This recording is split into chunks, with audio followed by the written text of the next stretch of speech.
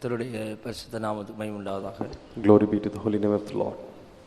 இயேசு கிறிஸ்துவினுடைய கல்வாரி பாடுகளை சிந்திக்கும்படி இந்த மாலைகளிலே ஆவியானவர் நமக்கு பிரகாசமுள்ள மனக்கங்களை தருவாராக.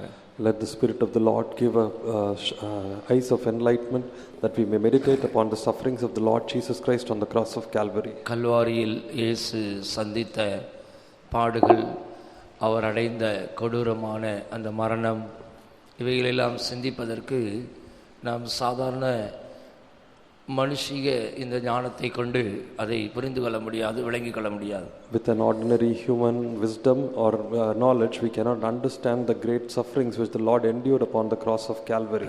ஆவியானவருடைய ஒத்தாசை கொண்டு அந்த பாடுகளை நாம் இந்த நாட்களில் தியானிப்போம். Through the help of the Holy Spirit, let's meditate upon those sufferings. இன்றைக்கு இயேசுடைய கல்வாரி பாடுகளின் ஒரு முக்கிய அனுபவமாக ஏசாயா 53 அதிகாரம் 2 வசனத்தை நாம் வாசிப்போம். As a very important aspect of the cross, sufferings of the cross of Calvary, let's read Isaiah chapter 53 verse 2.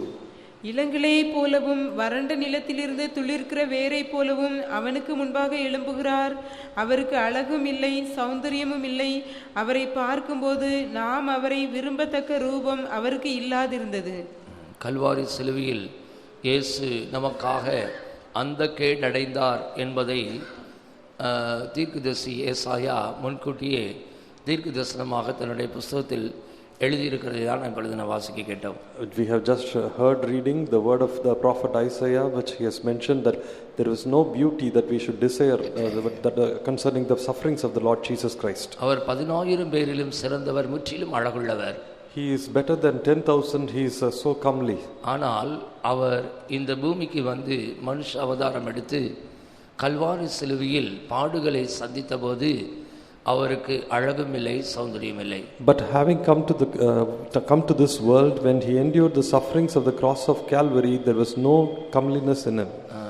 இது நம்முடைய ஆவிக்குரிய வாழ்க்கையில் போதிக்கிற சத்தியம் என்ன? What is the truth which this signifies in our spiritual life? ஒரு தேவனுடைய பிள்ளை புறம்பான அலங்கரிப்புக்கு தன்னுடைய வாழ்க்கையில் முக்கியத்துவம் கொடுக்க கூடாது. இந்த சத்தியம் நமக்கு போதிக்கிறது. A child of God should not give importance to the outward beauty. This is what this truth teaches us. இயேசுவுக்கு அழகும் இல்லை, சௌந்தரியம் இல்லை. Jesus had no form or comeliness. அவரை விரும்பத்தக்க ரூபம் அவருக்கு இல்லாதிருந்தது. நாம் அவரை விரும்பி பார்க்கக்கூடிய அளவுக்கு ஒரு நல்ல ரூபம் கூட அவரிடத்தில் இல்லாமல் இருந்தது. There was no beauty that we should desire of him. அவருடைய முகம் அந்தக்கேடு அடைந்தது என்று வேதம் சொல்லுகிறது. The word of God says his face was marred. நமக்காக அவர் அந்தக்கேடு அடைந்தார் என்பதை நினைத்து பார்க்கும்போது, when we consider the thing which wherein he was marred because of us, அவருடைய அன்பினால் நிரப்பப்பட்டிருந்தால் அவரை போல புறம்பான அலங்கரிப்புக்கு நாம் முக்கியத்துவமே கொடுக்க மாட்டோம். If we are filled by his love, then we will not give importance to the outward beauty. இன்றைக்கு முழு உலகத்தையும் எடுத்துக்கொள்ளுங்கள். Consider the whole world today. அழகாக இருக்க வேண்டும், அலங்கரித்துக் கொள்ள வேண்டும், தன்னை மற்றவர்களுக்கு முன்பாக சிங்காரித்து புறம்பான அலங்கரிப்பை, அந்த தோற்றத்தை கவர்ச்சிகரமாக மற்றவர்களுக்கு காண்பிக்க வேண்டும் என்பதற்காக பலவிதங்களில் மனிதர்கள் பிரயாசப்படுகிறார்கள், நேரத்தையும் காலத்தையும் செலவழிக்கிறார்கள், தங்களுடைய பணத்தை எல்லாம் வாரி இறைக்கிறார்கள். People are trying in several different ways that they should be looking beautiful, they should be seen by others and be exalted by others. They are spending their time, their efforts and money. இன்றைக்கு முழு உலகம் அழகுக்கு பின்பாக, புறங்கான அலங்கரிப்புக்கு பின்பாக ஓடிக்கொண்டிருக்கிறது. The whole world today is running after this outward beauty. Beauty parlours, அழகு நிலையங்கள் எத்தனையோ இன்னைக்கு தெருக்கு தெரு பெருகி கொண்டே போகிறது. Each and every street has got a beauty parlor these days. இந்த அழகுபடுத்தும் நிலையங்களுக்கு மக்கள் பணத்தை வாரி இறைத்து தங்களை புறம்பாக அலங்கரித்துக் கொள்ள வேண்டும் என்று சொல்லி தங்களுடைய காலத்தையும் நேரத்தையும் செலவழித்துக் கொண்டிருக்கிறார்கள். People are spending their time and efforts and also their money, spending so much that they should be looking beautiful. எதற்காக அப்படி தங்களை அழகுபடுத்துகிறார்கள் என்பதை உள்நோக்கம் தெரியுமா? Do you know why they have to beautify themselves like this? மற்றவர்களை கவர்ந்தெழுக்க வேண்டும். That they should attract others. மற்றவருடைய பார்வைக்கு நான் ஒரு கவர்ச்சிகரமான ஒரு பொருளாக இருக்க வேண்டும். I should be a very attractive person compared to the sight of others. உங்களை மற்றவர்கள் பார்க்கும்போது அவர்களுக்கு இச்சைகள் உருவாக வேண்டும் என்ற நோக்கத்தோடு உங்களை அலங்கரித்துக் கொண்டால் மற்றவர்கள் இடறுகிறதற்கு நீங்கள் காரணமாக இருக்கிறீர்கள். உங்கள் நிமித்தமாக மற்றவர்கள் மற்றவர்களுக்கு இடரல் வந்தால் உங்களுக்கு தான் ஐயோ என்று இயேசு சொல்கிறார். If you think that the others should be attracted towards you that you should beautify yourself through the outward appearance, then the Lord says, "Oh unto you, because you are a step hindrance to others." மத்தேயு எழுதின சுவிசேஷத்தில் இயேசு சொல்லும்போது, The Gospel according to Saint Matthew, யார் நிமித்தம் இடரல்கள் வருகிறதோ அந்த மனுஷனுக்கு ஐயோ. Woe unto him for whose sake there is offense. மத்தேயு 18ஆம் அதிகாரம் 7ஆம் வசனம் படிங்கள். இடரல்களின் நிமித்தம் உலகத்துக்கு ஐயோ. இடரல்கள் வருவது அவசியம், ஆனாலும் எந்த மனுஷனால் இடரல் வருகிறதோ அவனுக்கு ஐயோ. எந்த மனுஷனால் இடரல்கள் வருகிறதோ அவனுக்கு ஐயோ. Woe to that man because of whom this offense cometh. எதற்காக நீங்கள் அழகுபடுத்துகிறீர்கள், சிங்காரித்துக் கொள்கிறீர்கள், புறம்பான அலங்கரிப்புக்கு முக்கியத்துவம் கொடுக்கிறீர்கள்? Why are you giving up importance to the outward appearance and beautifying உங்களுடைய yourself? அழகை மற்றவர்கள் இச்சிக்க வேண்டும், உங்களுடைய அழகை மற்றவர்கள் பார்த்து ரசிக்க வேண்டும், அவர்கள் கவர்ந்திழுக்கப்பட வேண்டும் என்ற உள்நோக்கத்தோடு நீங்கள் செய்கிறதான அந்த புறம்பான அலங்கரிப்பு மற்றவர்களை இடர செய்தால், மற்றவருடைய இடறுதலுக்கு உங்களுடைய புறம்பான அலங்கரிப்பு ஒரு காரணமாக அமைந்து விட்டால் உங்களுக்கு ஐயோ என்று இயேசு சொல்கிறார். Jesus says, if somebody is attracted to you and because of your outward appearance somebody is falling in lust, then woe unto you. வேதம் என்ன சொல்கிறது? What is the word of God? மனுஷன் முகத்தை பார்க்கிறான், கர்த்தரோ இருதயத்தை பார்க்கிறார். Man seeth the face, but the Lord looketh at the heart. மனுஷனுடைய கண்ணோட்டம் என்பது வேறு, தேவனுடைய கண்ணோட்டம் என்பது வேறு. The perspective of man is completely different from the perspective of மனுஷன் God. புறம்பான தோற்றத்தை பார்க்கிறான், முக அழகை பார்க்கிறான், சரீரத்தினுடைய அந்த நடை பாவனைகளை, அந்த அங்க அசைவுகளை பார்த்தவன் இச்சிக்கிறான். Man seeth the outward appearance, the face, the dress and also the other parts of the body. ஆனால் இந்த புறம்பான அலங்கரிப்பு அலங்காரமாய் இராமல் என்று பேதுரு அப்போஸ்தலன் தெளிவாக எச்சரிக்கிறார். Peter clearly warns that this outward appearance should not be our Kalvari adornment. நாயகன் நமக்காக இந்த வானத்துக்கு பூமிக்கு நடுவிலே அரை நிர்வாணமாக தொங்கிக் கொண்டிருக்கிற அந்த கேடடைந்த அவருடைய முகத்தை பார்க்கும்போது ஒரு தேவனுடைய பிள்ளை புறமான அலங்கரிப்புக்கு இடம் கொடுக்கலாமோ? When the Lord Jesus, who is the hero of this cross, when he is hanging between the heaven and the earth with half naked, can a child of God allow for this outward beautification? அந்த சிலுவை நாயகன் உங்களை பார்த்து என்ன சொல்லுகிறார்? What does the hero of that cross say அந்த to ஈன you? Kalvari சிலுவையிலே தொங்கிக் கொண்டிருக்கிற இயேசு மகாராஜா உங்களை பார்த்து என்ன சொல்லுகிறார்? Looking at you, who is hanging on the cross, the King of Kings, what does he say? துரைத்தனங்களையும் அதிகாரங்களையும் வெளியரங்கமான கோலமாக்கி சிலுவையிலே வெற்றி சிறந்த இயேசு பிரான் உங்களை பார்த்து என்ன சொல்லுகிறார்? What does Jesus say, who has overcome the dominions and the powers? Looking at you, what does he say? எனக்கு அழகும் இல்லை, சௌந்தரியம் இல்லை. I don't have a form or comeliness. அவருடைய முகத்திலே துப்பினார்கள். They spat on his face. எத்தனை பேர் துப்பினாங்களோ தெரியல, முகமெல்லாம் எச்சியா இருக்குது. We do not know how many spat, but full of saliva. அவருடைய கன்னத்திலே அறைந்தார்கள். He was slapped on his cheek. எத்தனை பேர் அறைந்தார்களோ, முகத்திலே எத்தனை காயங்கள் ஏற்பட்டதோ தெரியவில்லை. We do not know how many slapped him, how many wounds were there. அவருடைய தலையிலே குட்டினார்கள். எத்தனை பேர் குட்டினார்களோ, எவ்வளவு வலி வந்ததோ தெரியவில்லை. So many buffeted, we do not know the count, how much of pain he had. அவருடைய கண்களை கட்டினார்கள், துணியினால் கட்டினார்கள். They covered his eyes with a cloth. அவருடைய தலையிலே முள்முடி வைத்து அப்படியே அமிழ்த்தினார்கள். They kept a crown of thorns and pressed upon his head. ஒவ்வொரு முள்முடியினுடைய அந்த முள்ளுடைய நீளம் பயங்கர நீளம், அப்படியே இங்கே தலையில குத்தி அப்படியே முகத்துல வரைக்கும் அந்த முள் இறங்கி முகமெல்லாம் இரத்த அப்படியே கசிந்து கொண்டிருக்கு. The length of each thorn was very great, therefore it entered in his face and he was full of blood. தலையிலே குத்தப்பட்ட அந்த முள்முடியில் இருந்த ஒவ்வொரு முள்ளுடைய நீளமும் அப்படியே இறங்கி முகத்து வழியாக கிழித்து கொண்டு வருகிற அளவுக்கு முகமெல்லாம் இரத்த வெள்ளம். The lengthy thorns, they were piercing the head of Jesus and full of blood was covered. இயேசு சிலுவையில் அப்படி ஆணியில் அரைஞ்ச பிற்பாடு அந்த ரெண்டு கைகளிலேயும் ரெண்டு கால்களையும் ஆணியிலால் அரைந்து விடுகிறார்கள். பிற்பாடு அந்த ஆணியை மடக்கி விடுறதுக்காண்டி அந்த சிலுவை குப்புற கவுத்துறாங்க. அப்போ குப்புற கவுத்தும் போது இயேசு சிலுவையில் தொங்கி கொண்டிருக்கும் போதே அப்படியே சாக்கிறாங்க. சாக்கும் போது அப்படியே முகங்குப்புற அப்படி தரையில் விழுகிறார். முகமெல்லாம் அந்த கற்பாறைகள் அந்த மணல் அப்படியே பட்டு முகமெல்லாம் அந்த கேடு அடைந்து விட்டது. அப்படி குப்புற போட்டு அந்த ரெண்டு பக்கம் ஆணிகள், கை கால்களை கடாவப்பட்ட அந்த ஆணிகளை மடக்கிறதுக்காக சுத்தியில் வச்சு பிற்பாடு அந்த சிலுவையினுடைய பின்பக்கத்தில் அப்படியே அடிக்கிறாங்க. ஒவ்வொரு தடவும் அந்த அடிக்கும் போது அவருடைய முகம் தரையில் அப்படியே பதிந்து வேதனையில் அப்படி சின்ன பின்னமாகி முகமெல்லாம் அந்த கேடடைந்து விட்டது. After he was crucified, that they may bend the nails on the backside, he was put upside down. Each and every time they struck upon him, his face was on the earth. இது எதை காண்பிக்கிறது தெரியுமா? Do you know what this is? இயேசுனுடைய முகம் அந்த கேடடைந்து அழகற்று தோன்றினது. அது நமக்கு ஒரு பாடத்தை போதிக்கிறது. அது என்னவென்றால், என்னால் அழைக்கப்பட்ட என் பிள்ளையே, என்னால் தெரிந்து கொள்ளப்பட்ட என் பிள்ளையே, என்னுடைய அடிச்சூடுகளை பின்பற்றி வரும்படியாக அழைக்கப்பட்ட என் பிள்ளையே, என்னை போல உனக்கும் அழகுக்கும் சௌந்தரிக்கும் இடங்கொடாமல், புறம்பான அலங்கரிப்புக்கு நீ இடங்கொடாமல் எளிமையாக உன்னை நீ காண்பிக்க வேண்டும் என்பதை எச்சரித்து போதிக்கிறது. The face of Jesus was marked. This shows, or this gives a story or a lesson to us.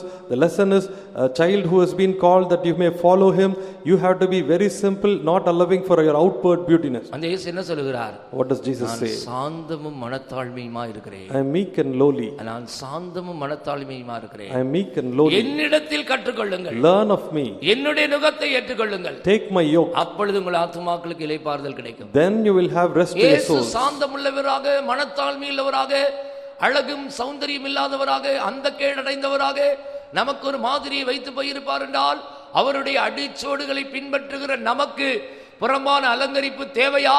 அப்படிப்பட்ட அழகுக்கும் அலங்கரிப்புக்கும் உலகத்தார் இடம் கொடுக்கிறது போல நாம் இடம் கொடுக்கிறது சரியா என்று தியானித்து பாருங்கள். Meditate whether is it right that as the worldly people are allowing that we should beautify ourselves, we who are following the footstep of Jesus, who is lowly and meek, and also who is without form and comeliness. புறம்பான அலங்கரிப்புக்கு நாம் இடம் கொடுத்தால் என்ன சம்பவிக்கும் தெரியுமா? Do you know what will happen if we allow for this outward beauty? ஏசாயா தீர்க்கதரிசி புத்தகத்தில் நீங்கள் படித்து பாருங்கள்.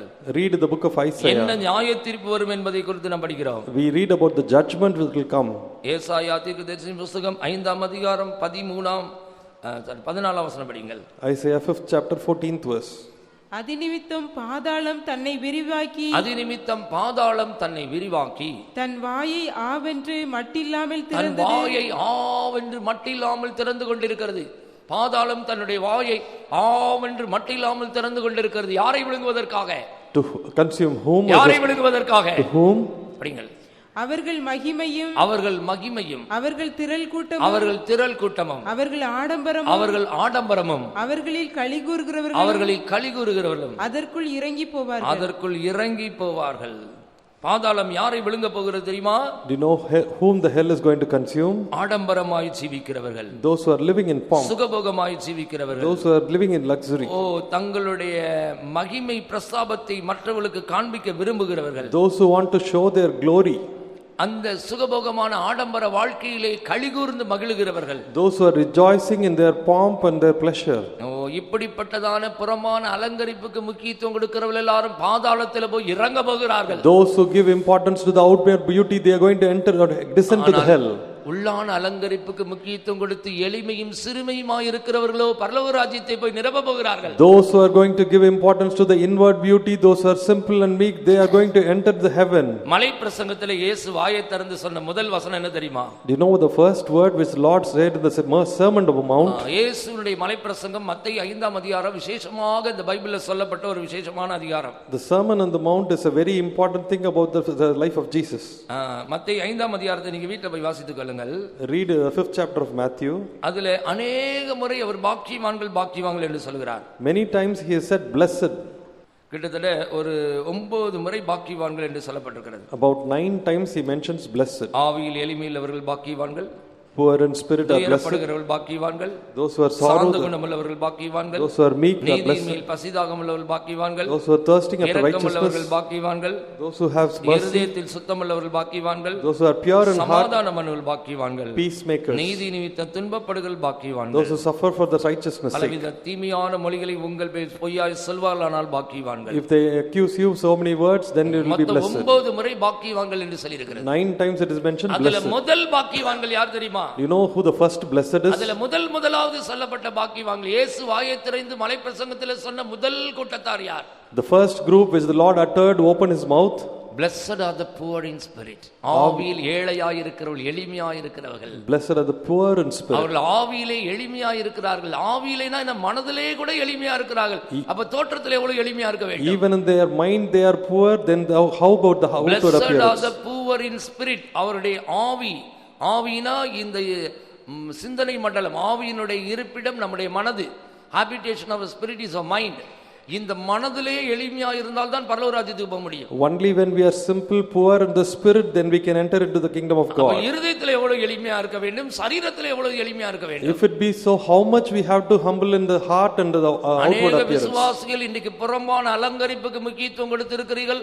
அதனால் தான் உங்கள் குடும்பத்தில் அநேக சாபங்கள் வந்திருக்கிறது. Because many believers have given importance to the outward appearance, there are many curses in your family. கர்த்தருடைய வசனம் வேதம் தெளிவாக எச்சரிக்கிறது. The word of God clearly warns you.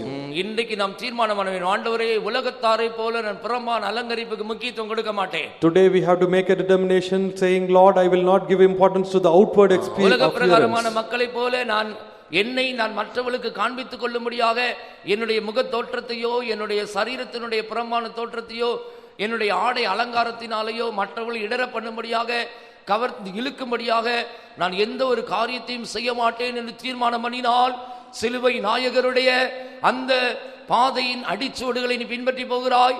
நீ சிலுவையை சுமந்து கொண்டு சிங்காசனத்தை நோக்கி விரைந்து போகிறாய். If you make a determination today saying that I will not offend others because of my outward appearance, then you are following the footsteps of the hero of the cross, then you are going to heaven. நாங்கள் உங்களுக்கு மாதிரியாக இருக்கிறோமே. We are examples to you. கர்த்தரால் அழைக்கப்பட்ட கர்த்தருடைய ஊழியக்காரர் நாங்கள் உங்களுக்கு மாதிரியா இருக்கிறோமே. We the servants of God who have been called by the Lord, we are examples to you. முக்கியத்துவம் கொடுக்கிறதில்லை. We do not give importance to the outward appearance. பணம் இருக்கிறது, வசதி இருக்கிறது, எல்லாவிதமான அனுகூலமான காரியங்களும் இருக்கிறது. ஆனாலும் நாங்கள் வெறுமை சாதாரணமாக ஒரு எளிமையான ஒரு ஒயிட் ட்ரெஸ் போட்டு உங்களுக்கு முன்பாக சிம்பிளா காணப்படுகிறோமே. We are seen very simple even though we have the money and all the things with that, everything is favorable in our sight. உங்களுக்கு முன்பாக திஷ்டாந்தங்களாக நாங்கள் ஜீவித்துக் கொண்டிருக்கிறோம். We live as an ensamples before you. எங்களுடைய தோற்றம் எளிமையா இருக்கிறது. Our appearance is simple. எங்களுடைய உடை எளிமையா இருக்கிறது. Our dress is simple. எங்களுடைய ஆகாரம் எளிமையா இருக்கிறது. Our food is simple. நாங்கள் வசிக்கிற இடம் எளிமையா இருக்கிறது. The place where we live is simple. எங்களுடைய கிரியைகள் எளிமையா இருக்கிறது. Our works are simple. எங்களுடைய பேச்சும் கூட எளிமையாக தான் இருக்கிறது. Even our communication is simple. மேன்மை பாராட்டி கொள்கிறதில்லை. We do not exalt, boast about it. அடிச்சுவடுகளை பின்பற்றுகிற உண்மையான சீஷ பிள்ளைகள் நாங்கள். We are our true disciples who are following the footsteps of Jesus. அப்போஸ்தலருடைய பிரதிஷ்டையில் ஜீவிக்கிற தேவனுடைய ஊழியக்காரர்கள் உங்களுக்கு திஷ்டாந்தங்களாக இருக்கிறார்களே. The servants of God who are living the apostles' rules, they are the ensamples to you. நல்ல கோட் ஷூட் போட்டு பிரசங்கம் பண்ண தெரியாதா? Do we not know that we should put on a coat and preach? அதிகமாக நல்ல ஒரு மீசை வச்சு நல்ல ஒரு தாடி வச்சு நல்ல முடியெல்லாம் பயங்கரமா வச்சு ஒரு ரிங்ஸ் கை காலில் நிறைய நல்ல ஆபரணங்கள்லாம் போட்டு நல்ல ஒரு ஷூ போட்டு அப்படி பயங்கரமாக ஸ்டைலாக நாங்கள் உங்களுக்கு முன்பாக நின்று வந்து பிரசங்கம் பண்ண தெரியாதா? Can we not know all these things that we should show outward appearance, having good coat and suit and all those things? கர்த்தராகிய இயேசு கிறிஸ்துவை அறிகிற அறிவின் மேன்மைக்காக எல்லாவற்றையும் நஷ்டம் என்று விட்டேன், குப்பையுமாக எண்ணுகிறேன் என்று பரிசுத்த பவுல் சொன்னது போல உலக பிரகாரமான மேன்மைகள், உலக பிரகாரமான ஆஸ்திகள், சொத்துகள், உலக பிரகாரமான ஆடம்பரங்கள், உலக பிரகாரமான புறம்பான அலங்கரிப்புகள் எல்லாம் நஷ்டம், குப்பை என்று எண்ணிக்கொண்டு கிறிஸ்துவனுடைய சிலுவையை அடிச்சுவடுகளை பின்பற்றும்படியாக அழைக்கப்பட்டு வந்த கர்த்தருடைய ஊழியக்காரர்கள் உங்களுக்கு முன்பாக திஷ்டாந்தங்களாக காணப்படுகிறார்களே. The servants of God who have been called that they should follow the footsteps of Jesus, that they take the cross, they are seen ensamples before you. சீயோனும் எருசலேமும் இசைவனைப்பான நகரம். Zion and Jerusalem, they are compact together. நாங்கள் தான் கர்த்தருடைய ஊழியக்காரர்களாக எழுத்தின் பிரகாரமான சீயோனாக ஜீவித்துக் கொண்டிருக்கிறோம். We the servants of God are living as the little Zion. புதிய எருசலேமாக அழைக்கப்பட்டவர்கள். You have been called as the new Jerusalem. நீங்கள் எப்படியாயிலும் எங்களோடு இசைவினைப்பா, எங்களுடைய அழைப்பிலே, எங்களுடைய பிரதிஷ்டையிலே, எங்களுடைய உபதேசத்திலே, எங்களுடைய சத்தியத்திலே நாங்கள் கொடுக்கிற நடத்திப்பின்படி நீங்கள் ஜீவித்தால், இசைவினைப்பாய் ஜீவித்தால் தேவனுடைய வாசஸ்தலமாக நீங்கள் எழுப்பப்படுகிறீர்கள். If you are seen compact in our truths, in the doctrines and all those things which we give, then we are built up as a habitation of God. ஆவியினாலே தேவனுடைய வாசஸ்தலமாக நீங்கள் கூட்டி கட்டப்பட முடியும். Through that one spirit you will be built as a habitation of God. இன்றைக்கு अनेक விசுவாசிகளுக்கு தங்களை அழகுபடுத்திக் கொள்வதிலிருந்து ஒரு விடுதலை இல்லாமல் இருக்கிறார்கள். Many believers do not have a deliverance from this beautifying themselves. அலங்கரிப்புக்கு முக்கியத்துவம் கொடுத்து கொண்டிருக்கிறார்கள். அதனால் பயங்கரமான சாபங்கள் தான் அவளை தொடர்ந்து கொண்டிருக்கிறது. Because they are giving importance to the outward appearance, they have many curses. உபாகம புத்தகத்தில் நீங்கள் வாசித்து பாருங்கள். Read in the book of Deuteronomy. தேவனுடைய கட்டளைக்கு கீழ்ப்படிந்தால் உனக்கு ஆசீர்வாதம், கீழ்ப்படியாவிட்டால் உனக்கு சாபம். If you obey to the commandment of the Lord, you will have blessing, otherwise curse. உபாகமம் 11ஆம் அதிகாரம் 27 வசனம் படிங்கள். Deuteronomy 11:27. உபாகமம் 11ஆம் அதிகாரம் 27 28. இன்று நான் உங்களுக்கு கற்பிக்கிற இன்று நான் உங்களுக்கு கற்பிக்கிற உங்கள் தேவனாகிய கர்த்தரின் கற்பனைகளுக்கு கீழ்ப்படிந்தீர்களானால் ஆசீர்வாதமும் எங்கள் தேவனாகிய கர்த்தரின் கற்பனைகளுக்கு கீழ்ப்படியாமல் இன்று நான் உங்களுக்கு விதிக்கிற வழியை விட்டு விலகி நீங்கள் அறியாத வேறே தேவர்களை பின்பற்றுவீர்களானால் சாபமும். நீங்கள் அறியாத தேவன், ஒரு புறம்பான அலங்கரிப்பு என்பது நீங்கள் அதை ஒரு தெய்வமாக சேவித்து அதை ஒரு பெரிய பொருளாக நினைத்து வருஷ கணக்காக அதை நீ நமஸ்கரித்து கொண்டு வருகிறாய். அந்த தேவர்களை விட்டு விலகாவிட்டால் உனக்கு சாபம் வரும் என்று வேதம் எச்சரிக்கிறது. The gods which you know not, the outward appearance is seeming as a god, if you follow after those things, the curse it will come. வேதம் என்ன சொல்கிறது? What does the word of God say? அழகும் வீண் சௌந்தரியம் வஞ்சனை உள்ளது. Vain is beauty is vain. சத்தமாக சொல்லுங்கள், அழகும் வீண் சௌந்தரியம் வஞ்சனை உள்ளது.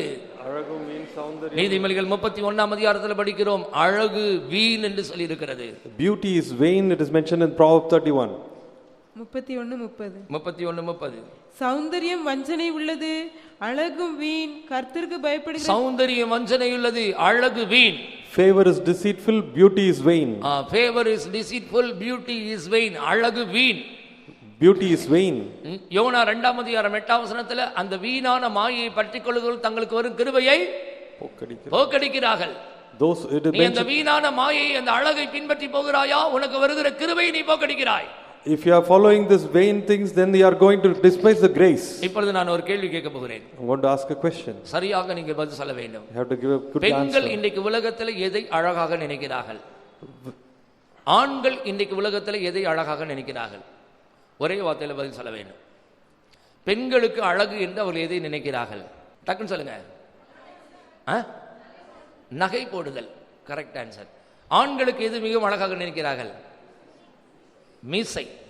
இந்த ரெண்டும் பயங்கரமான அருவருப்பான காரியங்கள் என்று வேதத்திலிருந்து நான் உங்களுக்கு சொல்ல போகிறேன். I'm going to say both these things are abomination to உங்களுடைய வாழ்க்கையில சாபத்தை இதுவரைக்கும் கொண்டு வந்து கொண்டிருக்கிறது. This is what has brought curse. நீ அறியாத இந்த தேவரை நீ சேவித்துக் கொண்டே இருக்கிறாய். வருஷ கணக்காக இந்த தெய்வத்தை நீ ஆராதித்துக் கொண்டு இதை நீ ஒரு பொருட்டாக எண்ணிக்கொண்டு இதை உன்னால் விட முடியாமல் இதற்கு நீ அடிமைப்பட்டவனாக தொடர்ந்து நீ ஜீவித்துக் கொண்டிருக்கிறபடினால் காலமாக பரம்பரையாக உன்னையும் உன் குடும்பத்தையும் பயங்கரமான சாபங்கள் பின்தொடர்ந்து வருகிறது என்பதை கர்த்தருடைய சன்னிதானத்தில் நான் உங்களுக்கு எச்சரிக்கிறேன். Because you are following after the gods which you know not, there is curse which is following you for time after time. கர்த்தரின் கற்பனைகளுக்கு கீழ்ப்படிந்தால் ஆசீர்வாதம், கர்த்தரின் கற்பனைகளுக்கு கீழ்ப்படியாவிட்டால் சாபம் வரும் என்று வேதம் எச்சரிக்கிறது. The word of God warns you, if you obey the words of God, the commandments of God, there will be blessing. If you do not obey, there will be curse. ஆண்கள் மீசை வைக்க கூடாது, பெண்கள் நகை போட கூடாது என்பதற்கு 10 காரணங்களை உங்களுக்கு முன்பாக இன்னைக்கு நான் வைக்கிறேன். I am going to place 10 things that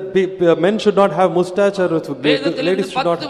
10 வசனங்களை நான் ஆதாரமாக உங்களுக்கு முன்பாக வைக்கிறேன். As a proof, I will place 10 words before you. முதலாவது படிங்கள், ஓசியாவின் புத்தகம் 7ஆம் அதிகாரம் 10ஆம் வசனம் படிக்கும்போது, Hosea 7:10 when we read, ஓசியா 7ஆம் அதிகாரம் 10ஆம் வசனம் படிங்கள். இஸ்ரவேலின் அகந்தை அவர்கள் முகத்துக்கு முன்பாக சாட்சியிட்டாலும், இஸ்ரவேலின் அகந்தை அவர்கள் முகத்துக்கு முன்பாக சாட்சியிடுகிறது. வாசிங்களா இங்கிலீஷ்ல. அவர்கள் தங்கள் தேவனாகிய கர்த்தரிடத்தில் திரும்பாமலும் இவை எல்லாவற்றிலும் அவரை தேடாமலும் இருக்கிறார்கள். இஸ்ரவேலின் அகந்தை அவர்கள் முகத்துக்கு முன்பாக சாட்சியிட்டுக் கொண்டிருக்கிறது. The pride of Israel testifieth to his face. Pride of Israel testifieth his face. Testify his face. உன்னுடைய முகத்தில் இருக்கிற அந்த pride, அந்த பெருமைக்கு அடையாளம் தான் அந்த நகையும் அந்த மீசையும். The sign of the pride is the mustache. உன்னுடைய முகத்தில் இருக்கிற அந்த முகத்தின் அகந்தை உனக்கு விரோதமாகவே சாட்சியிடும். The pride of your face will testify against you. உலகத்தில் ஆண்களை போய் கேட்டு பாருங்கள். Ask about the people. எதற்காக மீசை வைக்கிறீர்கள் என்று கேளுங்கள், உடனே சொல்வான், இதுதான் எனக்கு வாழ்க்கையில் ஒரு பெருமை என்று சொல்வான். Immediately they will answer, this is a prideful thing. முகத்தின் அகந்தை, இங்கிலீஷ்ல pride of his face. Pride of. அது உனக்கு விரோதமாக சாட்சியிடும். It will testify against you. வேதம் தெளிவாக எச்சரிக்கிறது. The word of God clearly exalts. உங்களை அறியாமல் உங்களுடைய இருதயத்தின் ஆழத்தில் மறைந்திருக்கிற அந்த அகந்தை, அந்த பெருமை நிமித்தமாகத்தான் அந்த முகத்திலே நீங்கள் அந்த அழகுக்கு இடம் கொடுக்கிறீர்கள். விசேஷமாக ஸ்திரீகளும் கூட தங்களை ஆபரணங்களினால் அலங்கரித்துக் கொள்வதற்கு காரணம் அவர்களுடைய இருதயத்தில் மறைந்திருக்கிற அந்த அகந்தை, அந்த பெருமை. Because of the pride and the haughtiness which is hidden in their hearts, they are beautifying themselves with the mustache and the jewels. சீயோன் குமாரத்திகள் ஒய்யாரமாய் நடந்து கண்களால் மறிட்டு பார்த்து கால்களில் சிலம்புகள் ஒலிக்க திரிகிறார்கள். காரணம் அவர்கள் நகை நாபரணங்களினால் உண்டான பெருமை.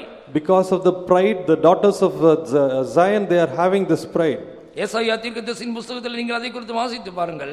Read about this in the prophet of book of அவர்கள் தங்களுடைய Isaiah. கால்களில் சிலம்பு ஒலிக்க திரிகிறார்கள். They have their ornaments in their feet. காரணம் என்ன? What is the reason? அவர்களுக்குள்ள இருக்கிற பெருமை என்று வேதம் எச்சரிக்கிறது. The word of God warns because of the pride. தேவனுடைய வசனம் தெளிவாக எச்சரிக்கிறது. Clearly the word of God warns.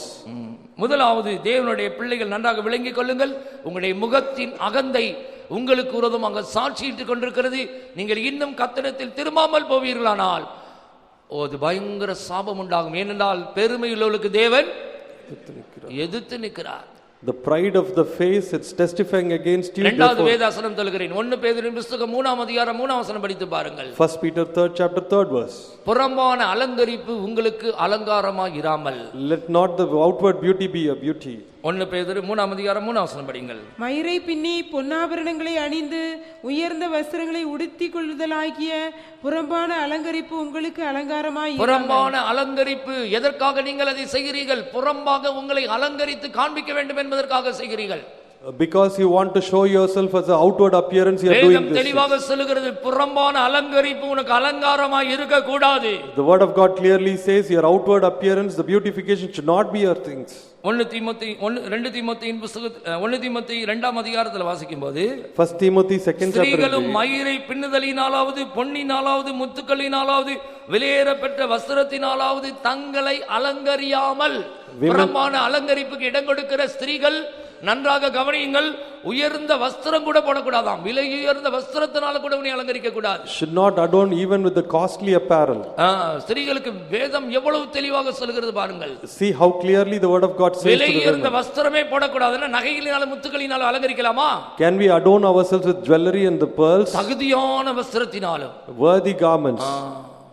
பட்டு வஸ்திரம், இப்படி உலக பிரகாரமான விலை உயர்ந்த வஸ்திரங்களை அணிகிறதே வேதம் அனுமதிக்கிறதில்லை. The word of God does not even allow the wearing of the silk sarees. புறம்பான அலங்கரிப்புக்கு இடம் கொடுக்கிறவர்கள் இன்றைக்கு மனம் திரும்பித்தான் ஆக வேண்டும். Those who allow for the outward appearance, they should today repent. மூன்றாவது வேதவசனம் சொல்கிறேன். 1 கொரிந்தியர் 6ஆம் அதிகாரம் 12ஆம் வசனம் படித்து பாருங்கள். 1 Corinthians 6th chapter 12th verse. 1 கொரிந்தியர் 6ஆம் அதிகாரம் 12ஆம் வசனம்.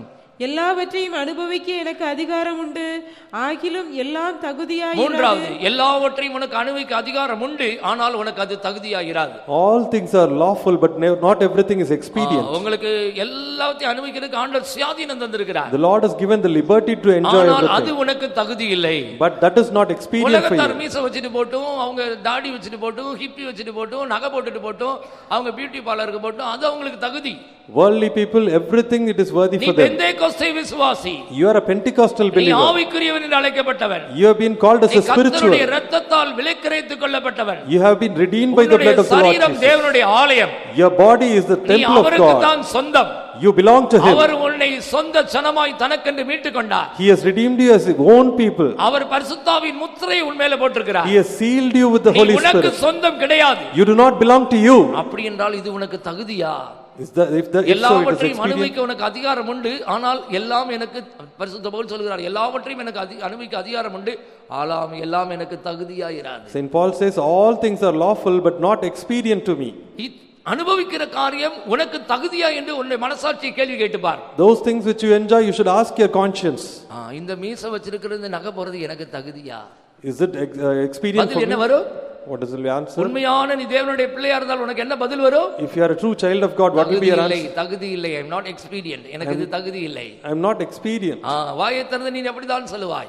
Opening your mouth, you will say like this. நான்காவது வேதவசனம் தருகிறேன். 1 கொரிந்தியர் 6ஆம் அதிகாரம் அதே 12ஆம் வசனத்தில் படிக்கும்போது, எல்லாவற்றையும் அனுபவிக்க எனக்கு அதிகாரம் உண்டு, ஒன்றிற்கும் நான் அடிமைப்பட மாட்டேன். I will not be enslaved to anything. சத்தமா சொல்லுங்கள், எல்லாவற்றையும் அனுபவிக்க எனக்கு அதிகாரம் உண்டு, ஆனால் ஒன்றிற்கு நான் அடிமைப்பட மாட்டேன். இப்ப நீங்க நகை போட்டிருக்கிறவங்களை மீச வச்சுக்கலாம் போய் நீங்க எடுங்கன்னு சொல்லுங்க, அவங்க எடுக்க மாட்டேன்னு சொல்லுவாங்க. காரணம் என்ன தெரியுமா? அவர்களை அதை அடிமைப்படுத்தி வைத்திருக்கிறது. Because they are under its power. உடனே விட்டுட்டு எடுத்துட்டு போயிட்டே இருப்பாங்களே. If they are not under its power, they will remove. சொல்லுகிறார், ஒன்றுக்கும் நான் அடிமைப்பட மாட்டேன். Saint Paul says, I will not be brought under any power. வருஷமாக உன்னை அடிமைப்படுத்தி வைத்திருக்கிற ஒரு சக்தி, ஒரு வல்லமைதான் அந்த புறமான அலங்கரிப்பு. This power, that is the outward appearance, it is enslaving you for time after நீ time. அதற்கு அடிமைப்படாத ஒரு நபராய் இருந்தால், If you are not enslaved to it, சீ போ என்று நீ அதை தூக்கி போட்டு விட்டு போய் விடுவாய். you will just throw it away.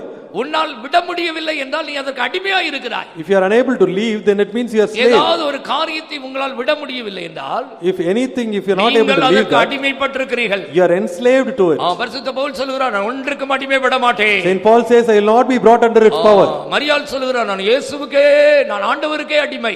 Mary says, I am the slave to மரியாள் the Lord. சொல்கிறார், நான் ஆண்டவருக்கே அடிமை. I am the slave to the Lord. அதனால்தான் அவளுக்குள்ள இயேசு பிறந்தார். That is why Jesus is உனக்குள்ள born in கிறிஸ்து her. உருவாக வேண்டுமா?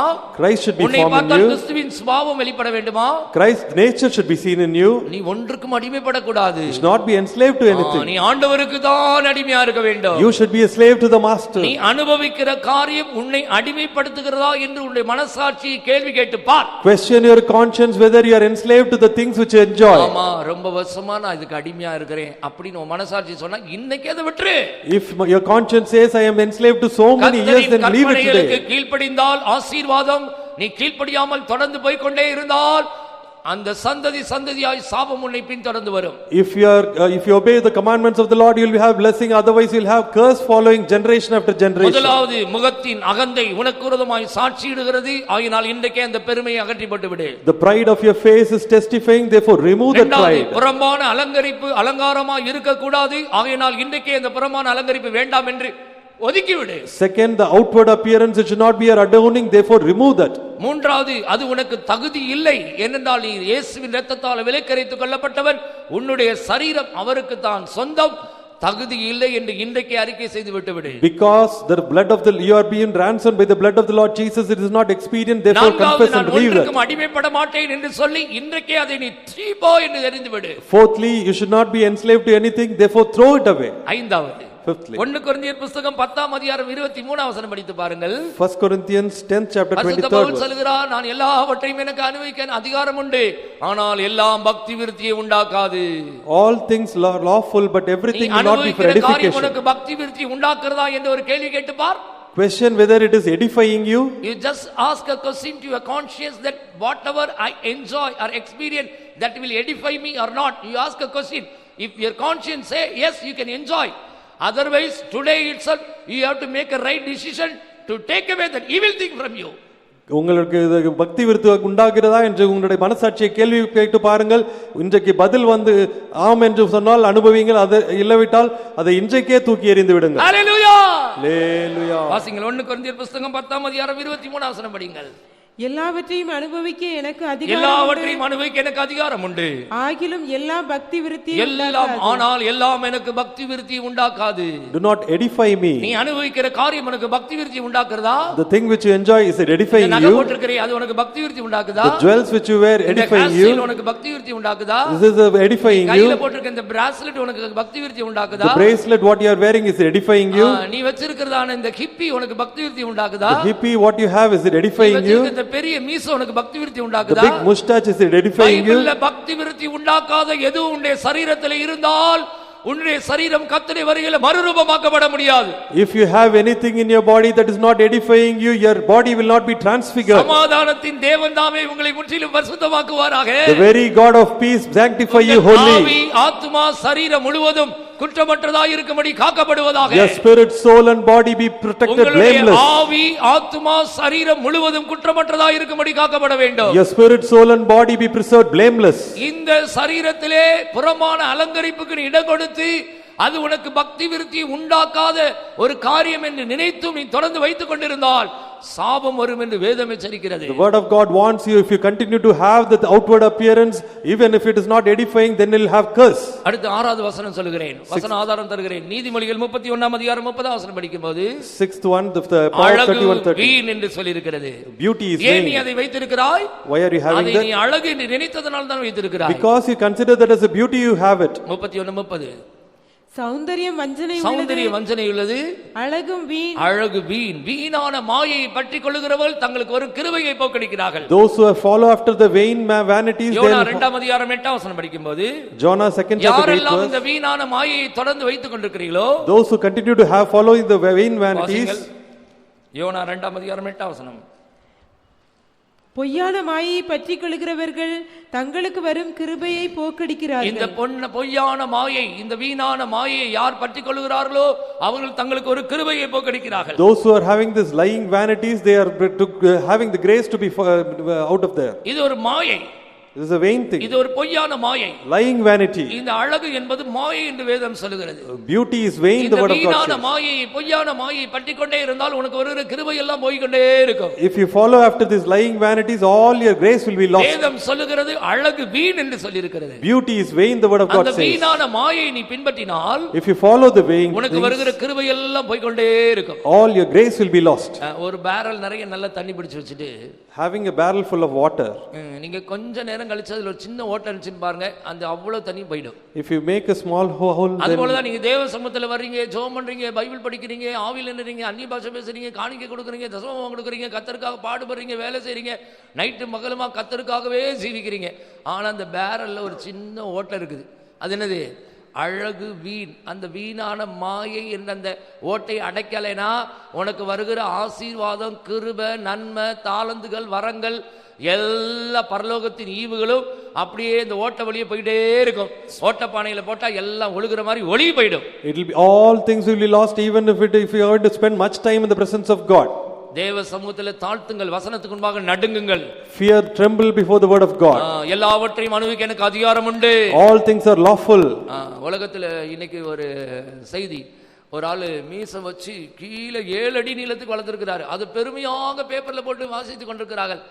அதுபோல உனக்கு வைக்கிறதுக்கு அதிகாரம் உண்டு, எல்லாவற்றையும் அனுபவிக்க அதிகாரம் உண்டு. நீ 7 அடி என்ன 10 அடி கூட வச்சுக்க, ஆனால் அது உனக்கு தகுதியாயிராது, அது உன்னை அடிமைப்படுத்தக்கூடாது, அது உனக்கு பக்தி விருத்தி உண்டாக்காது என்பதை விளங்கிக் கொள்ள வேண்டும். Understand all things are lawful, but you should not be brought under its power. It will not edify you. அடுத்து 7வதாக Seventhly, ரோமர் 15ஆம் அதிகாரம் 1ஆம் வசனம் படிக்கும்போது Romans 15:1. எதற்காக நீங்கள் அதை வைக்க கூடாது?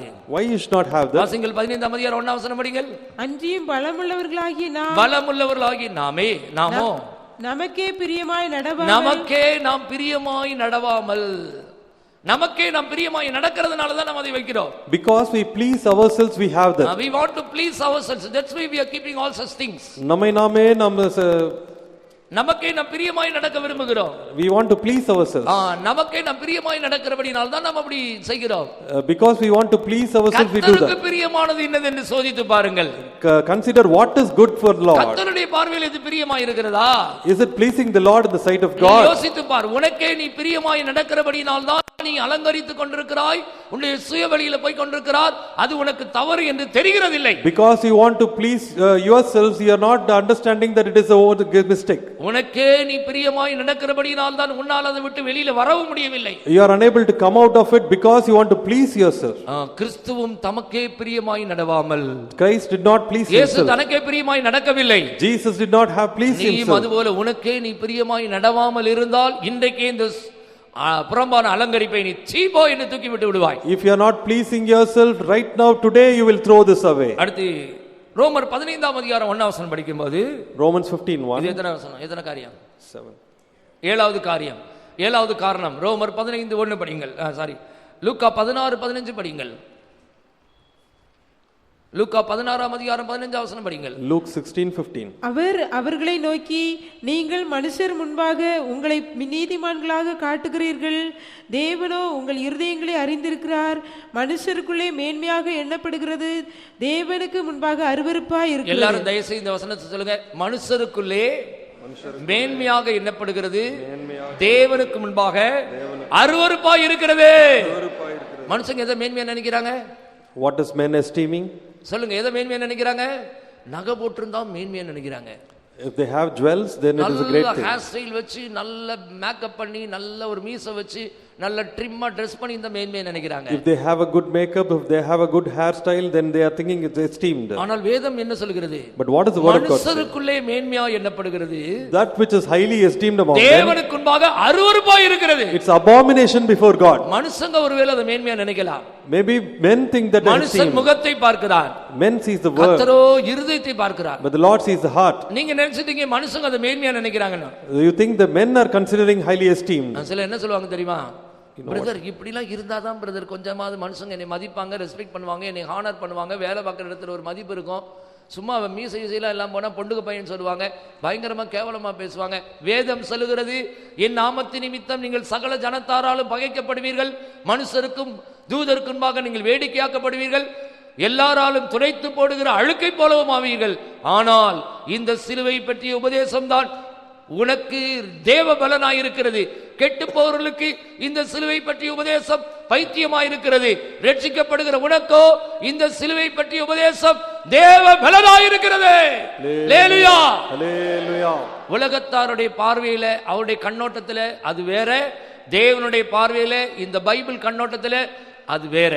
It is different from the perspective of the worldly people than the perspective of the Lord. நீ உலகத்துக்காக ஜீவிக்கிறாயா, ஆண்டவருக்காக Are ஜீவிக்கிறாயா? you living for the world? Are you living ரெண்டு for the Lord? எஜமான்களுக்கு ஊழியம் செய்யக்கூடாது. You should not serve two உலகத்தார் masters. மத்தியில மேன்மையாக எண்ணப்பட வேண்டும் என்றால் நீ நரகத்துக்கு நேராக போய் கொண்டிருக்கிறாய். If you want to be highly esteemed among the worldly people, then you are going to hell. மேன்மையாக எண்ணப்படுகிறது தேவனுக்குன்பாக அருவருப்பாய் இருக்கிறது. That which is highly esteemed among men, it will be. ஒருவேளை அது மனுஷருக்குன்பாக மேன்மையாக எண்ணப்படலாம். Perhaps it is highly esteemed among men. தேவன் அருவருக்கிறார். But the Lord abhors. தேவன் அருவருக்கிறதை நீ அருவருக்க வேண்டும். That which the Lord abhors, you have to abhor.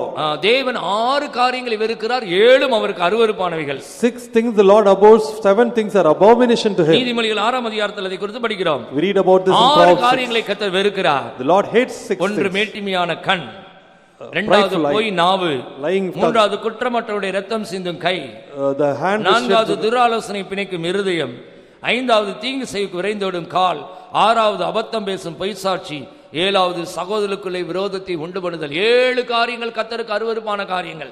7 things that are abomination to the Lord. அதுல முதலாவது பாருங்க, மேட்டிமையான கண். A prideful eye.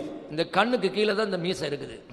The mustache under கண் மேட்டிமையா இருக்கிறதுனால தான் உனக்கு அந்த ஆவி அப்படியே கீழே இறங்கி வந்துருச்சு. Because you are proudful, it is இதை common. கர்த்தர் அருவருக்கிறார். The Lord abhors. கர்த்தர் அருவருக்கிறதை நீ அருவருக்க வேண்டும். Which the Lord abhors, you have to abhor. Hallelujah. Hallelujah. அடுத்து 9வது காரணம், 9th. கலாத்தியர் 3ஆம் அதிகாரம் 27ஆம் வசனம் படிக்கும்போது, Galatians 3:27. அங்கே ஞானஸ்நானம் பெறும்போது நீ கிறிஸ்துவை தரித்துக் கொள்ளுகிறாய். You have put on Christ when you are நீ baptized. தேவனுடைய சாயலாக இருக்கும்படி அழைக்கப்பட்டவன். You have been called to put on the likeness of God. வாசிங்கள். ஏனெனில் உங்களில் கிறிஸ்துவுக்குள்ளாக ஞானஸ்நானம் பெற்றவர்கள் எத்தனை பேரோ அத்தனை பேரும் கிறிஸ்துவை தரித்துக் கொண்டீர்களே. ஞானஸ்நானம் பெற்றவர்கள் எத்தனை பேர்களோ அத்தனை பேர்களும் கிறிஸ்துவை தரித்துக் கொண்டீர்களே.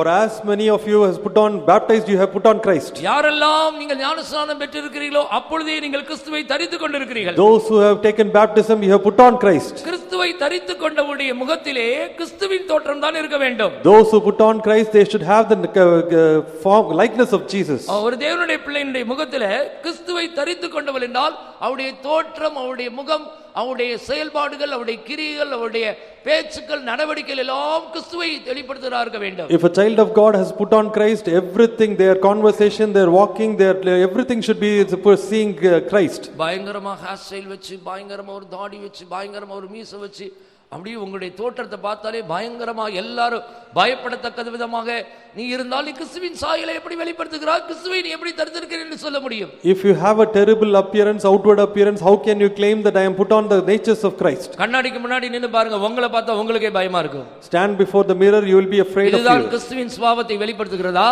Is this what revealing the natures of Christ? ஞானஸ்நானம் எடுத்தாயோ அன்றைக்கே நீ கிறிஸ்துவை தரித்துக் கொள்ளும்படி அழைக்கப்பட்டவர். The day you were baptized, the பழைய very மனுஷனுடைய day சாயல் தான் நீ இதுவரைக்கும் தரித்துக் கொண்டிருந்தது, அதை விட்டுவிடு.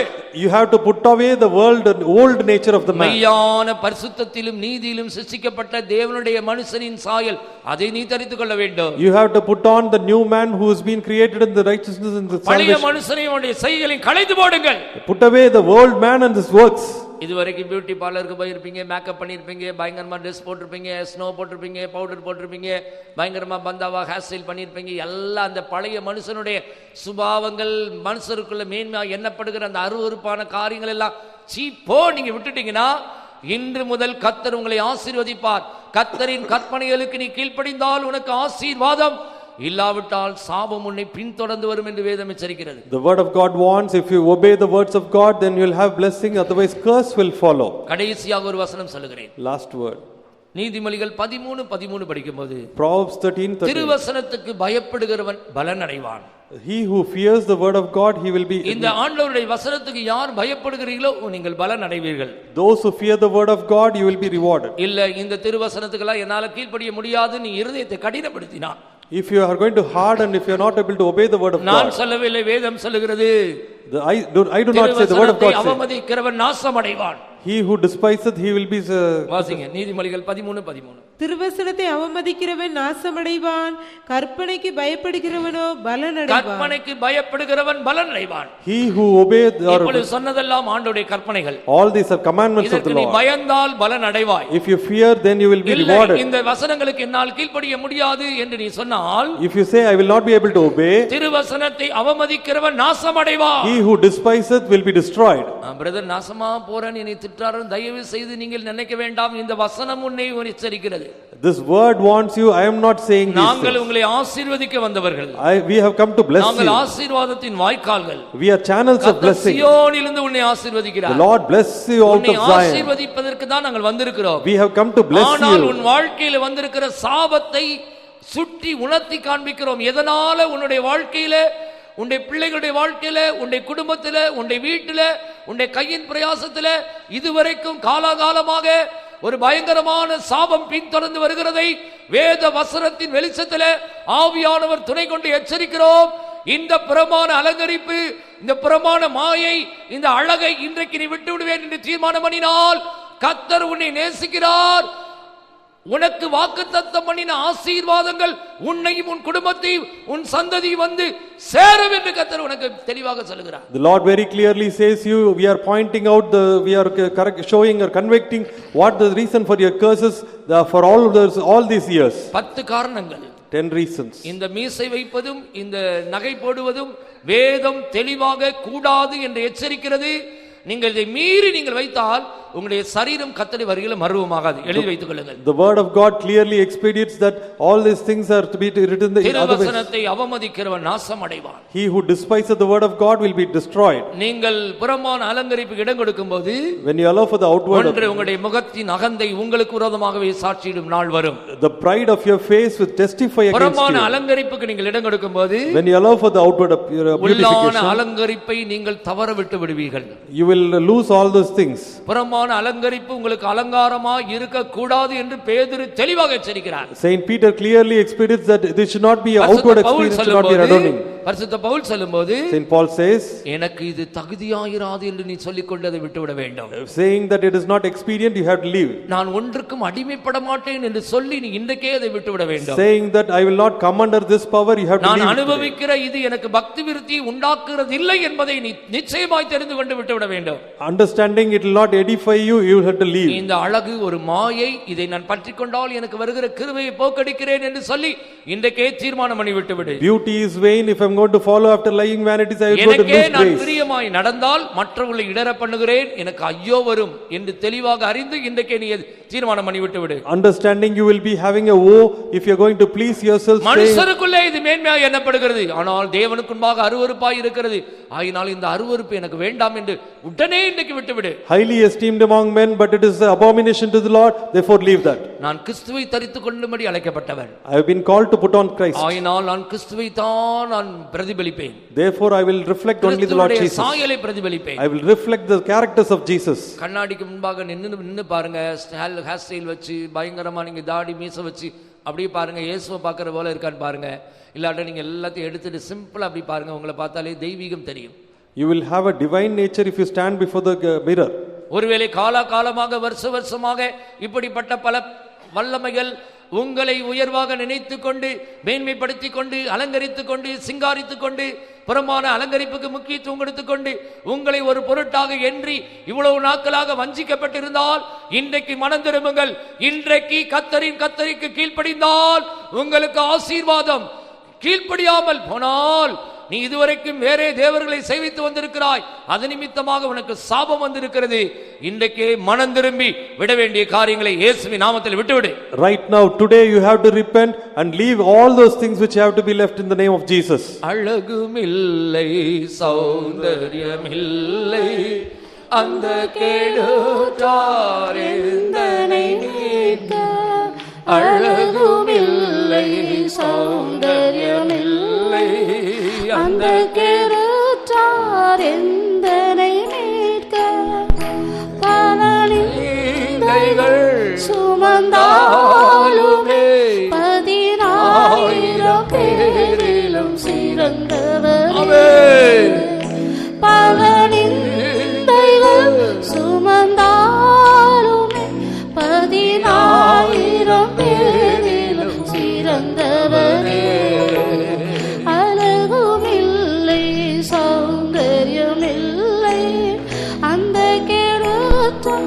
எந்தனை மீட்க அழகுமில்லை சௌந்தரியமில்லை அந்த கேடுற்றார் எந்தனை மீட்க பல நிந்தைகள் சுமந்தாலுமே 10,000 பேரிலும் சிறந்தவரே பல நிந்தைகள் சுமந்தாலுமே 10,000 பேரிலும் சிறந்தவரே.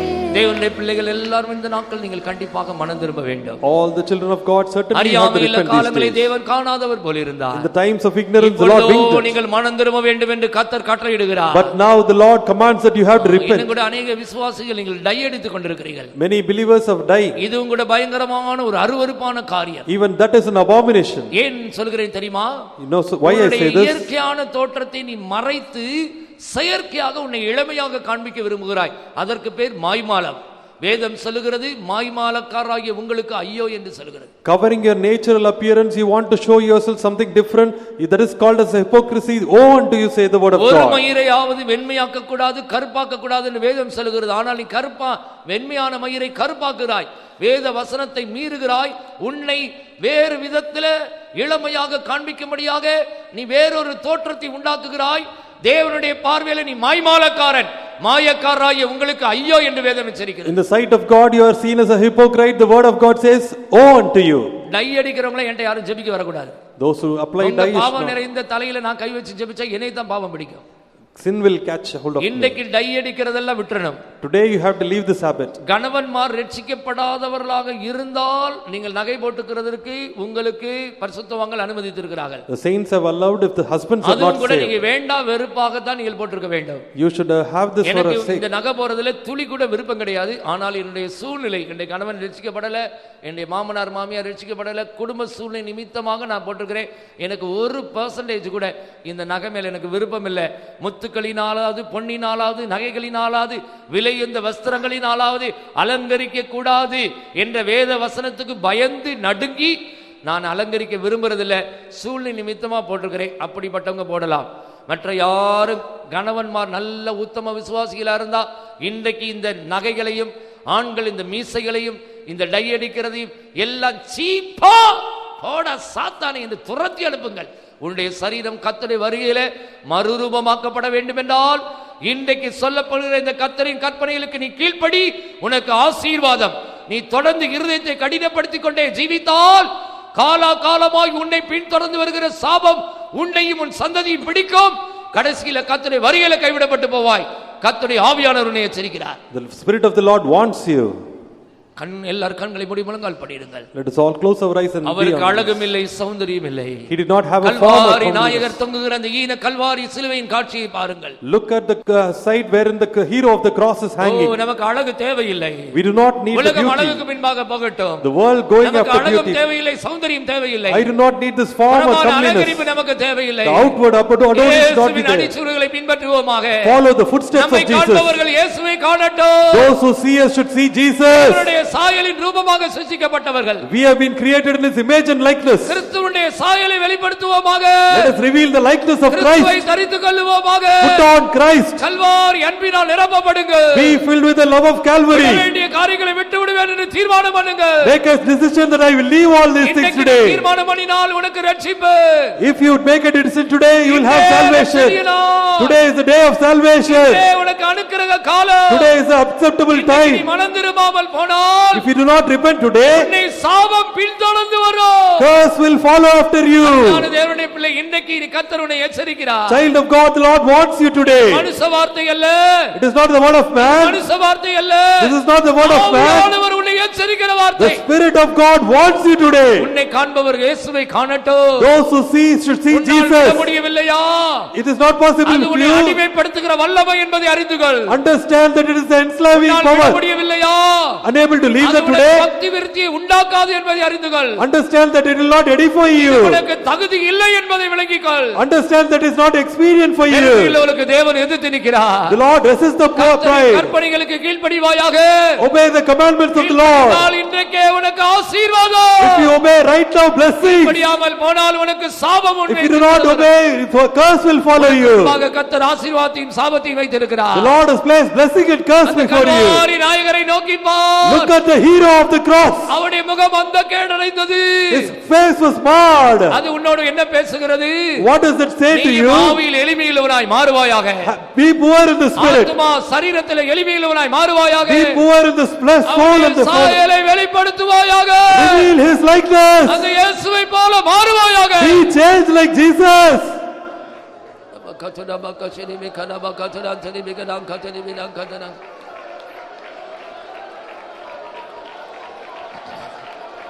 Hallelujah. ஆண்டவருடைய கல்வாரி அன்பு அநேகரை நிரப்பிக் கொண்டிருக்கிறது. The love of the Calvary is filling many. இன்னைக்கு கர்த்தர் உன்னை விடுதலையாக்குற ஒரு அபிஷேகத்தை கொண்டு வந்திருக்கிறார். The Lord has brought a anointing to deliver you. காலமாய் உன்னை அடிமைப்படுத்தி வைத்திருந்த வல்லமை. The power which has enslaved you for time after time. கர்த்தருடைய ஆவியானவர் விடுதலையாக்குகிறார். The Spirit of the Lord is delivering you. எங்கேயாவது விடுதலை உண்டு.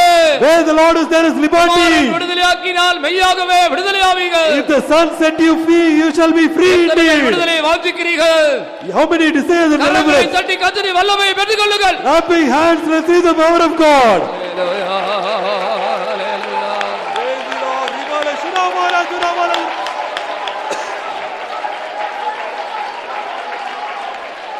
வல்லமை வல்லமை வல்லமை வல்லமை வல்லமை வல்லமை.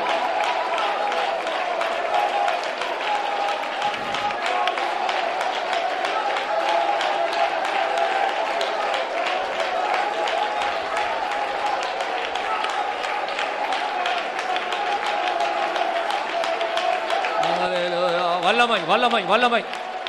கேட்கிற சத்தியத்தின்படி ஜீவிக்கும்படியான ஒரு வல்லமை கர்த்தர் தந்து கொண்டே இருக்கிறார். The Lord is giving the power to live to the truth. இதுவரைக்கும் நீ சத்தியத்தை கேட்டாய். You have heard the truth. அதோடு கூட கர்த்தர் கிருபை அனுப்பி கொண்டிருக்கிறார். The Lord sends the grace according to that. கிருபை ஆவியை ஊட்டி கொண்டிருக்கிறார். He sends the power of grace. கிருபையினால் நிரப்பி கொண்டிருக்கிறார். He is filling with the grace. இன்றைக்கு உனக்கு ஒரு விடுதலை. Today you have deliverance. இன்றைக்கு உனக்கு ஒரு புதிய ஆசீர்வாதம். You have a new blessing today. இன்றைக்கு கர்த்தர் உன் சந்ததிக்கு நன்மை செய்ய போகிறார். The Lord is going to do a great beautiful episode. பிள்ளைகளுக்கு ஒரு ஆசீர்வாதம் கிடைக்க போகிறது. Right now you have going to blessing. உன்னுடைய தீர்மானத்தின் அடிப்படையிலே கர்த்தர் இறங்கி கிரியை செய்ய போகிறார். Based on your decision, the Lord is going to work.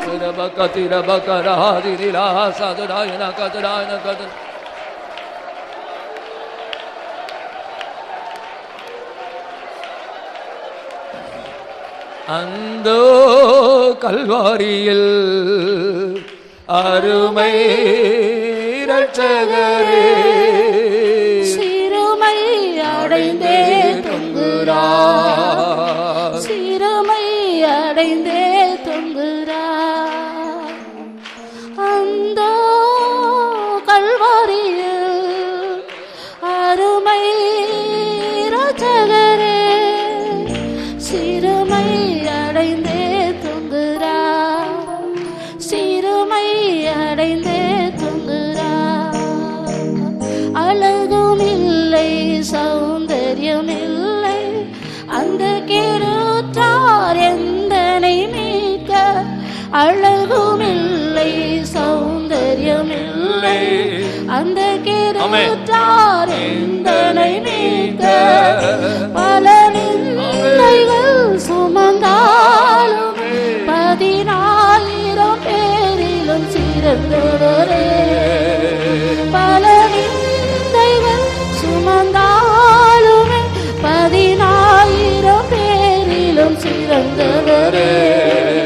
அழகும் இல்லை சௌந்தர்யம் இல்லை அந்த கேருற்றார் எந்தனை மீட்க. அழகும் இல்லை சௌந்தர்யம் இல்லை அந்த கேருற்றார் எந்தனை மீட்க. அழகும் இல்லை சௌந்தர்யம் இல்லை அந்த கேருற்றார் எந்தனை மீட்க. அழகும் இல்லை சௌந்தர்யம் இல்லை அந்த கேருற்றார் எந்தனை மீட்க.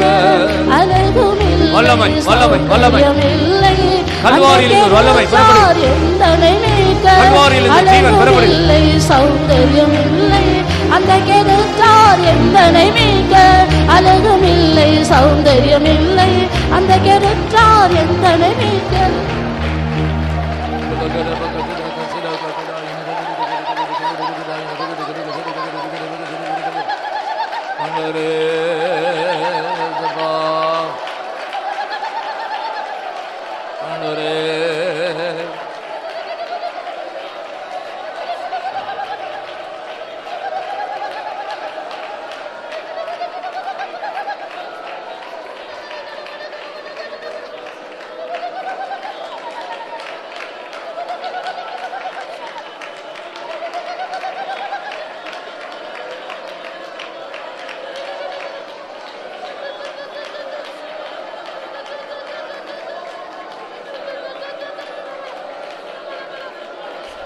லோக வேண்டாம் ஒன்று வேண்டாம் போதும் இயேசு எனக்கு லோக வேண்டாம் ஒன்று வேண்டாம் போதும் இயேசு எனக்கு சாத்தானே இன்பம் வேண்டாம் கொண்டு போவும் சரக்கு சாத்தானே இன்பம் வேண்டாம் கொண்டு போவும் சரக்கு லோக வேண்டாம் ஒன்று வேண்டாம் போதும் இயேசு எனக்கு லோக வேண்டாம் ஒன்று வேண்டாம் போதும் இயேசு எனக்கு சாத்தானே உன் இன்பம் வேண்டாம் கொண்டு போவும் சரக்கு சாத்தானே உன் இன்பம் வேண்டாம் கொண்டு போவும் சரக்கு லோக வேண்டாம் ஒன்று வேண்டாம் போதும் இயேசு எனக்கு லோக வேண்டாம் ஒன்று வேண்டாம் போதும் இயேசு எனக்கு சாத்தானே உன் இன்பம் வேண்டாம் கொண்டு போவும் சரக்கு சாத்தானே உன் இன்பம் வேண்டாம் கொண்டு போவும் சரக்கு சாத்தானே உன் இன்பம் வேண்டாம் கொண்டு போவும் சரக்கு சாத்தானே உன் இன்பம் வேண்டாம் கொண்டு போவும் சரக்கு